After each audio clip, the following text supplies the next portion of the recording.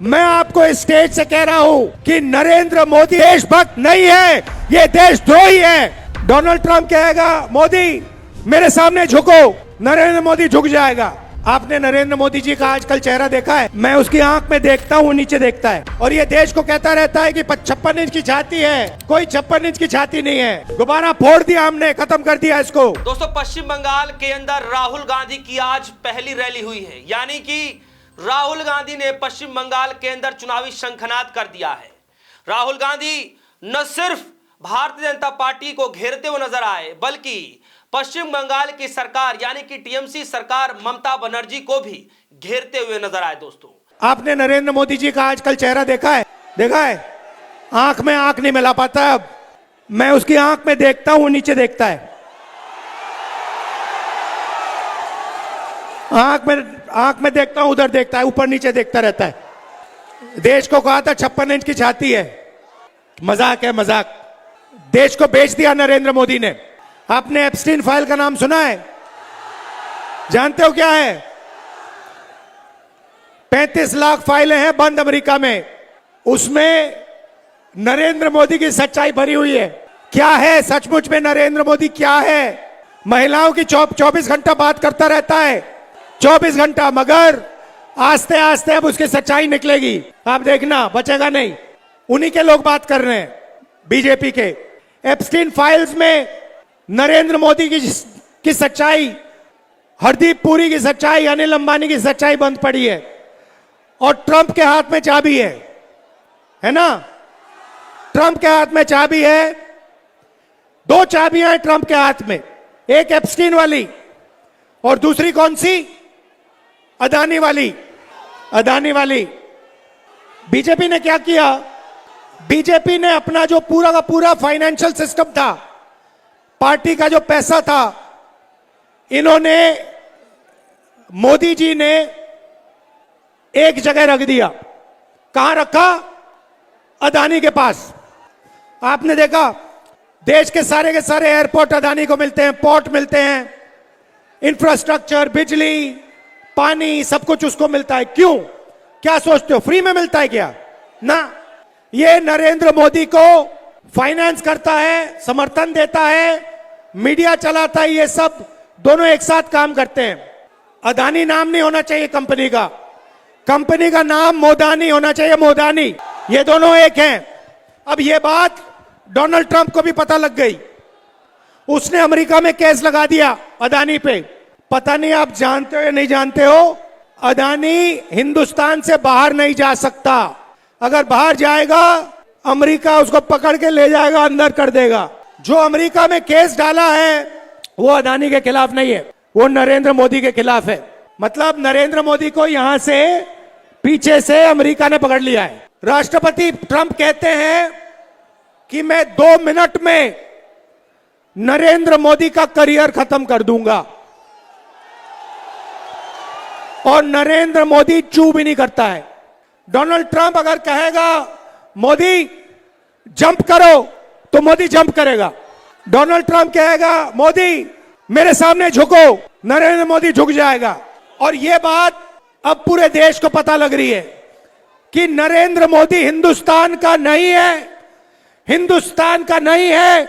नरेंद्र मोदी का control Donald Trump के हाथ में है। अमेरिका का कंट्रोल नरेंद्र मोदी पे है।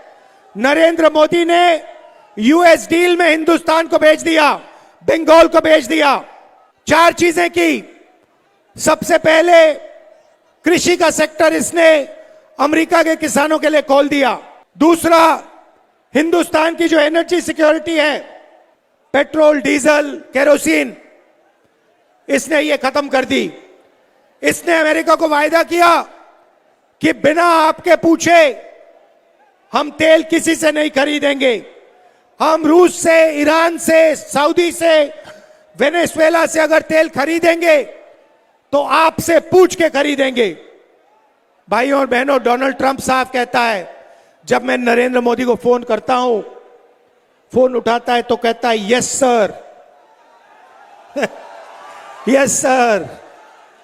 जैसे सीनियर अफसर को कंपनी में कोई कहता है यस सर, वैसे नरेंद्र मोदी डोनाल्ड ट्रंप को कहता है yes sir, yes sir, yes sir. ये हालत है। और ये देश को कहता रहता है कि 56 इंच की छाती है। कोई 56 इंच की छाती नहीं है। गुब्बारा फोड़ दिया हमने, खत्म कर दिया इसको। किसने? कांग्रेस पार्टी के कार्यकर्ता ने, कांग्रेस पार्टी के बब्बर शेरों ने। सही बात है।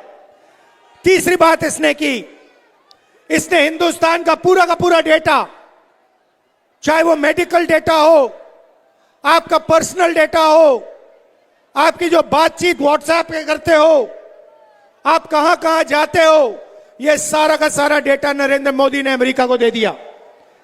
आज अमेरिका हिंदुस्तान का डेटा कहीं भी रख सकता है, कैसे भी एक्सेस कर सकता है। और चौथा काम, शायद सबसे भयंकर काम, इसने डोनाल्ड ट्रंप को वायदा किया कि हर साल हिंदुस्तान आपसे 9.5 लाख करोड़ रुपए का माल खरीदेगा। भाइयों और बहनों, अगर हिंदुस्तान अमेरिका से माल खरीदेगा 9.5 लाख करोड़ का, तो हमारी छोटी फैक्ट्रियों का क्या होगा, हमारे मिडिल साइज बिजनेसेस का क्या होगा, देश में बेरोजगारी फैलेगी। ये इसने किया।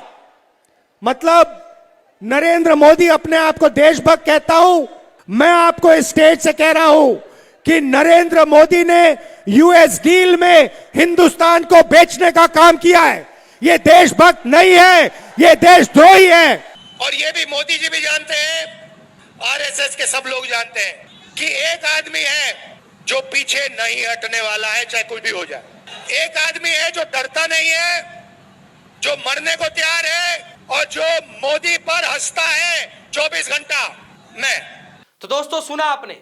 दोस्तों, आज का दिन बड़ा अहम माना जा रहा है, न सिर्फ पश्चिम बंगाल के लिए, बल्कि राजनीतिक गलियारों में इस बात को लेकर के हलचल मचनी शुरू हो गई है कि किस तरीके से चुनावी मैदान में राहुल गांधी जी का अचानक एकाएक पश्चिम बंगाल के अंदर आना एक नई रणनीति कांग्रेस की तरफ से अख्तियार की गई है। बताया जा रहा है कि बहुत जल्द राहुल गांधी आने वाले समय में, कहा यह जा रहा है कि जितनी जल्दी हो सके कांग्रेस पार्टी के नेताओं को, उनके कार्यकर्ताओं को अब ज्यादा से ज्यादा चुनाव के बीच मौका देने की कोशिश की जा रही है।